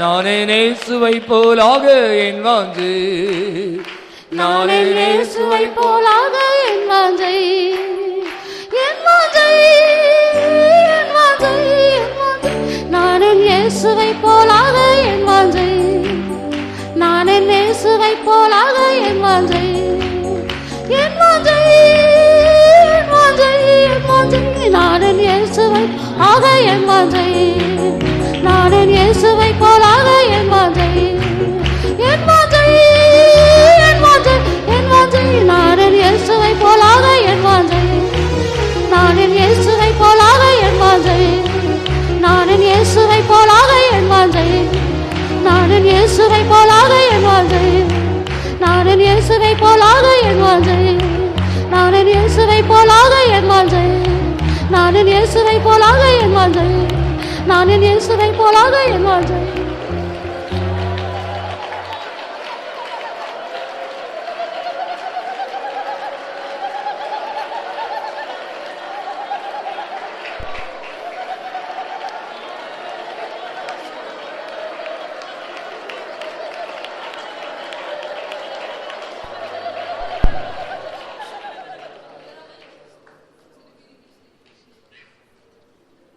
கர்த்தருடைய ஆவியானவர் நம்மை தெளிவாக எச்சரித்திருக்கிறார். The Spirit of the Lord has warned us clearly. கர்த்தருடைய ஆவியானுடைய சத்தத்துக்கு செவி கொடுத்தால் உங்களுக்கு ஆசீர்வாதம். If you obey, hearken to the voice of the Spirit of the Lord, then you will have blessings. தேவ சமூகத்திலே சொல்லப்படுகிற கர்த்தரின் கற்பனைகளுக்கு கீழ்ப்படிந்தால் இன்றே ஆசீர்வாதம், இன்றே உனக்கு விடுதலை, இன்றே உன் சந்ததிக்கு ஆசீர்வாதம். கர்த்தரின் கற்பனைகளுக்கு நீ செவி கொடுக்காமல் இருதயத்தை கடினப்படுத்தி தொடர்ந்து நீ ஜீவித்துக் கொண்டே இருந்தால் அந்த சாபம் உன்னையும் உன் பரம்பரையாக தொடர்ந்து பிடித்துக் கொண்டே இருக்கும். அந்த சாபத்தில் இருந்து நீ வெளியே வருவதற்கு இன்றே கடைசி நாள், கடைசி தருணம். இன்றே இரட்சணியினால் இருதயத்தை கடினப்படுத்துகிறவனோ தீங்கில் விழுவான். திருவசனத்தை கேட்டும் அடிக்கடி கடிந்து கொள்ளப்பட்டும் கடினப்படுத்துகிறவன் சகாயமின்றி சடுதியில் நாசமடைவான். திருவசனத்தை அவமதிக்கிறவனும் நாசமடைவான். வேத வசனம் எச்சரிக்கிற இந்த வார்த்தைகளுக்கு கீழ்ப்படிந்து இப்பொழுதே மனம் திரும்பி முழுமையாக தங்களை ஒப்புக்கொடுக்க கர்த்தர் ஏராளமான கிருபையை கல்வாரியில் இருந்து நிறைவாய் தரும்படியாக கரங்களை உயர்த்தி சத்தமாக ஸ்தோத்திரம் பண்ணுங்க. ஹல்லேலூயா, ஹல்லேலூயா, ஹல்லேலூயா, ஹல்லேலூயா, ஹல்லேலூயா. ஆண்டவரே, ஆமென், ஆமென். மீச வச்சிருக்கிறவங்கெல்லாம் நைட்டே போய் நீங்கள் ஷேவ் பண்ணிட்டு படுங்க. ஏன்னா ஒருவேளை நைட்டு ஒருவேளை எக்கால சத்தம் கேட்கலாம். ஒருவேளை இன்னைக்கு நைட்டு ஆண்டோடைய வருகை வந்துச்சுன்னா இந்த 99 மார்க் வாங்கிட்டு இந்த ஒரு மார்க்கில் நீங்கள் ஃபெயில் ஆகிடக்கூடாது. இந்த மீசை உங்களை அடிமைப்படுத்தி வச்சிருக்குன்றதுனால தான் உங்களால் விட முடியல. சென்ட் பால் சொல்றாரு, ஒன்றுக்கும் அடிமைப்பட மாட்டேன். நைட்டே ஒரு நல்ல ரேசர் வாங்க, இல்லைன்னா நான் காசு தரேன், வாங்கிட்டு போய் நீட்டாக ஷேப் பண்ணிட்டு படுத்துங்க. ஒருவேளை கர்த்தரை வருகை நைட்டு வந்தால் நீங்கள் போயிடணும். அந்த ஆதங்கத்தில் தான் சொல்கிறேன். உங்களை மாம்சிகமாக யாரையும் நான் ஒன்றும் பகைக்கணும் இல்லை. சத்தியத்தை சொன்னதினால் நான் சத்துருவானேனோன்னு மாதிரி உங்களை எல்லாரையும் நான் அதிகமாக நேசிக்கிறேன். உங்களுடைய ஆத்மாவை நேசிக்கிறேன். நீங்கள் கர்த்தருடைய வருகைக்கு போகணுன்ற வைராக்கியத்தோடு பேசுகிறேனே ஒழிய மாம்சிகமாக யாரையும் காயப்படுத்த வேண்டும், குற்றப்படுத்த வேண்டும் என்ற உள்நோக்கம் எனக்கு கிடையாது. உங்களுடைய ஆத்மா பரிசுத்தமாக்கப்பட வேண்டும். நீங்கள் இயேசுவை போல ஆவியில் எளிமையுள்ளவர்களாக உங்களுடைய ஆவி, ஆத்மா, சரீரம் கர்த்தருடைய வருகையில குற்றமற்றதாய் காணப்பட வேண்டும். எந்த மனுஷனையும் கிறிஸ்து இயேசுவுக்குள் தேறினவனாக நிறுத்த வேண்டும் என்ற வைராக்கியத்தோடு கூட கர்த்தருடைய சத்தியத்தை சத்தியமாய் உங்களுக்கு போதிக்கிறேன். இந்த வசனத்தை ஆமென் என்று ஏற்றுக்கொள்ளுங்கள். கரங்களை ஏற்றி சத்தமாய் ஸ்தோத்திரம் பண்ணுங்கள். ஹல்லேலூயா, ஹல்லேலூயா, ஹல்லேலூயா. சோத்திரம், சோத்திரம், சோத்திரம், சோத்திரம். ஹல்லேலூயா. இந்த ஹேர் ஸ்டைல் வச்சிருக்கிற வாலிபர்கள், தாடி வச்சிருக்கிற வாலிபர்கள், பெரிய மீசை வச்சிருக்கிற வாலிபர்கள்லாம் என்கிட்ட ஜெபிக்கவே வரக்கூடாது, என் ரூம்குள்ளே வரக்கூடாது, என்கிட்ட பேசக்கூடாது. உங்களுக்கு எனக்கு எந்த சம்பந்தம் கிடையாது. இன்னைக்கு மனம் திரும்பிடணும். எல்லா வாலிபர்களுக்கும், எல்லா பெரியவர்களுக்கும், எல்லா நகை போட்டு அலங்கரிக்கிறதான பியூட்டி பார்லருக்கு போற, இந்த டை அடிக்கிற எல்லா மாய்மால விசுவாசிகளுக்கும் கர்த்தர் இன்னைக்கு வசனம் என்ற சம்மட்டினால அவருடைய இருதய கடினத்தை உடைத்திருக்கிறார். கரங்களை வைத்து சத்தமாய் ஸ்தோத்திரம் பண்ணுங்கள். சோத்திரம், சோத்திரம், சோத்திரம், சோத்திரம், சோத்திரம், சோத்திரம், சோத்திரம், சோத்திரம் ஆண்டவரே. ஹல்லேலூயா, ஹல்லேலூயா. சில காரியங்கள் எல்லாம் சாதாரணமாக சொன்ன மண்டையில் ஏறாது. அதனால தான் இந்த அழகும் இல்லை, சௌந்தரியம் இல்லை, இந்த சப்ஜெக்டில் நீங்கள் இதை தெளிவாக சொல்லணும்னு எனக்கு ஆவியான நேற்று நைட்டே எனக்கு கொடுத்துட்டாரு. அதனால் இது 7:40 8:40 வரைக்கும் 1 மணி நேரம் இதை குறித்து தெளிவாக இன்றைக்கி நான் சொல்லியிருக்கேன். சீடியில் ரெக்கார்ட் பண்ணியிருக்குது. உங்களுக்கு வேணும்னா இந்த இன்றைக்கி சாயங்காலம் பேசினா இந்த சீடியை நீங்கள் ஒரு 20 ரூபா தான் வாங்கி, யாரெல்லாம் அந்த மீசை வச்சுக்கிட்டு பந்தா பண்ணிட்டு அலைகிறாங்களோ, நகை போட்டிட்டு அலைகிறாங்க, அவங்க கையில் கொண்டு போய் ப்ரெசன்டேஷனாக கொடுங்க. This is gift for you அப்படின்னு சொல்லி நீங்கள் ப்ரெசன்டேஷனாக கொடுங்க. அவங்க போட்டு வீட்டில் கேட்கட்டும், இல்லைன்னா பென்ட்ரைவில் போட்டு கேட்கட்டும். எல்லாரும் மனம் திரும்பணும். அறியாமையுள்ள காலங்களை தேவன் காணாதவர் போல இருந்தார், இப்பொழுதோ எல்லாரும் மனம் திரும்ப வேண்டும் என்று கட்டளை இடுகிறார். ஹல்லேலூயா. சத்தமா கரங்களை உயர்த்தி சத்தியத்தை கர்த்தர் வெளிப்படுத்தி தந்தபடி நான் சோத்திரம் பண்ணுங்க. சோத்திரம், சோத்திரம், சோத்திரம், சோத்திரம், சோத்திரம், சோத்திரம். பேசும் நீங்கள் எல்லாம் ஆவியானவரே சொன்னது போல ஆவியானவர் அவருடைய வசனங்களின் மூலமாய் நம்மோடு பேசினார். அதற்காக சோத்திரம் பண்ணுவோம். வீட்டுக்கு போன உடனே அதை கிரியில காமிச்சிடணும். ஹல்லேலூயா. ஜெபம். அன்பான பிதாவே, துதிக்கிறோம், சோத்திரிக்கிறோம். காலையில் நடந்த ஆராதனை பசுத்தாயானவரை பொறுப்படுத்த ஆசிரியத்தபடியாக சோத்திரம். இந்த மாலை கூட்டத்தையும் பசுத்தாயானவரை பொறுப்படுத்தபடியாக சோத்திரம். நீர் எங்களுக்கு வெளிப்படுத்தி கொடுத்த சத்தியத்துக்காக சோத்திரம். கர்த்தாவே, இந்த சத்தியத்துக்கு நாங்கள் கீழ்ப்படி நடக்க கிருபை தர முடியாது செபிக்கிறோம்.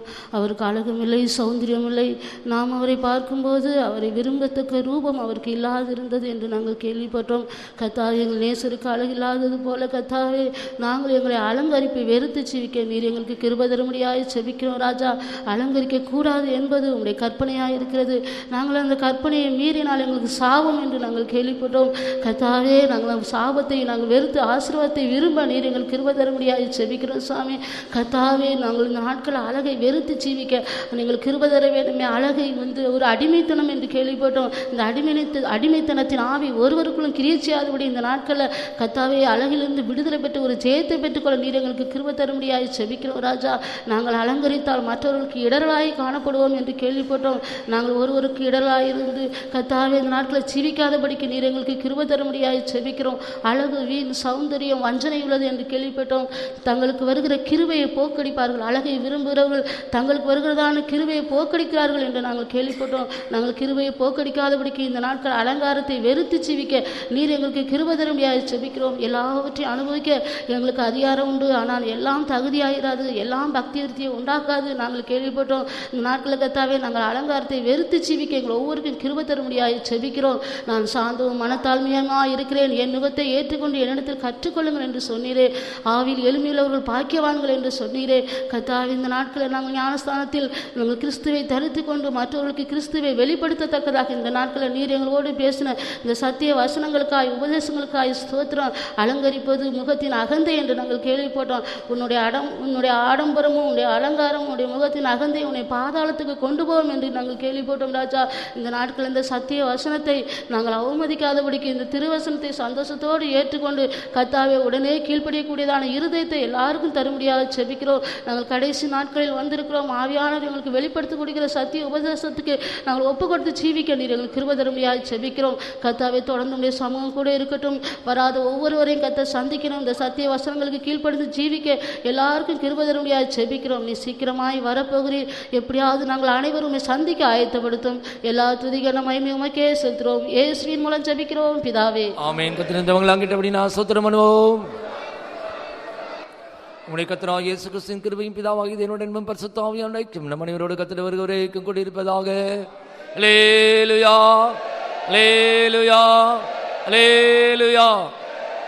பிரதர், நீங்க சொன்னது 100க்கு 100 உண்மை. நாங்கள் இந்த சத்தியத்தை அப்படியே மனப்பூர்வமாக ஏற்றுக்கிறோம். சொல்லுங்க, ஒரு அல்லேலூயா சொல்லுங்க. அல்லேலூயா. Praise the Lord, praise the Lord.